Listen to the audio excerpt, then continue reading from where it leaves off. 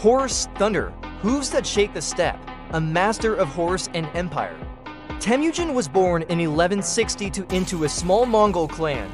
Life was hard. His father, Yasuge, was poisoned by rivals when Temujin was just 9 years old, leaving his mother, Holin, to lead the family and fend off attacks from neighboring clans. She raised Temujin and his brother with the help of a few loyal relatives, enduring years of hardship until Temujin's teens, when they were finally able to make peace with their father as murderers. These formative years of struggle forged a resilient young man committed to uniting the various Mongol tribes under one banner. Through a combination of loyalty oaths, strategic marriages, and sheer force of will, Temujin forged the disparate Mongol clans into a single nation.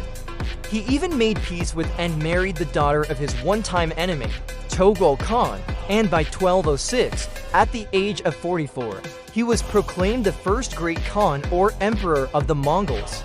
But it was his mastery of horses that truly set him apart. From the steppes of Mongolia, Genghis Khan built the world's most powerful cavalry, a force so devastating that it would conquer 3 continents and create the largest contiguous empire in history. Mongol horsemen were masters of horse archery, able to fire 3 arrows in quick succession while riding at full gallop. They were also renowned for their speed and mobility. Mongol-like cavalry could travel 100 miles per day, while heavy cavalry covered twice that distance. And they were equally adept at fighting on the retreat, allowing them to quickly redeploy to new theaters of war. Indeed, Genghis Khan's armies would ride down the mountains in the east and out onto the European plains in the west, terrifying all who stood against them. To achieve this level of discipline and control, Genghis Khan introduced the decimal system into his armies. Units of 10, 100, 1,000 and 10,000 ensured order and allowed for flexible deployments across the vast distances of his empire. He also utilized psychological warfare to demoralize his enemies before a battle even took place. Genghis Khan was known for his use of fear and deception, such as feigning an attack in one direction and then striking in another, catching his opponents off guard. Once he even dressed up as a woman and snuck into the fortress of a rival clan, allowing his army to enter undetected and capture the city. The Mongols' military genius, combined with their mastery of horsemanship, enabled Genghis Khan to conquer Central Asia, China, Persia, and beyond. Under his rule, the empire stretched from the Pacific Ocean to Eastern Europe, a distance of over 4,000 miles. Yet despite the ruthlessness of his conquests, Genghis Khan was also a visionary. He understood the importance of organization and efficiency, not just in the military, but in the administration of his empire as well.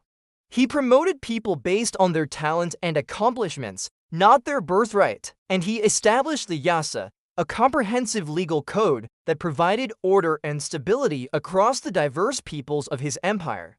Furthermore, Genghis Khan was religiously tolerant, allowing people to worship as they pleased and granting them the right to practice their religion freely. This policy encouraged trade and cultural exchange throughout his empire, as merchants and missionaries were able to travel safely from one city to the next without fear of persecution.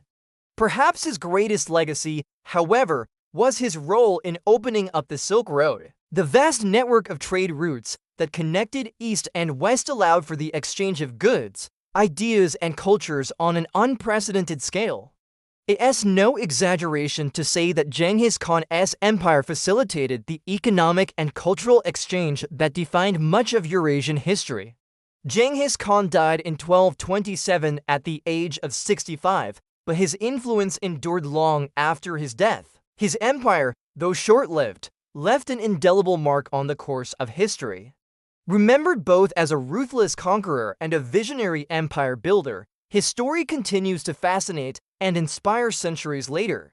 Now, you know the story of Genghis Khan, master of horse and empire.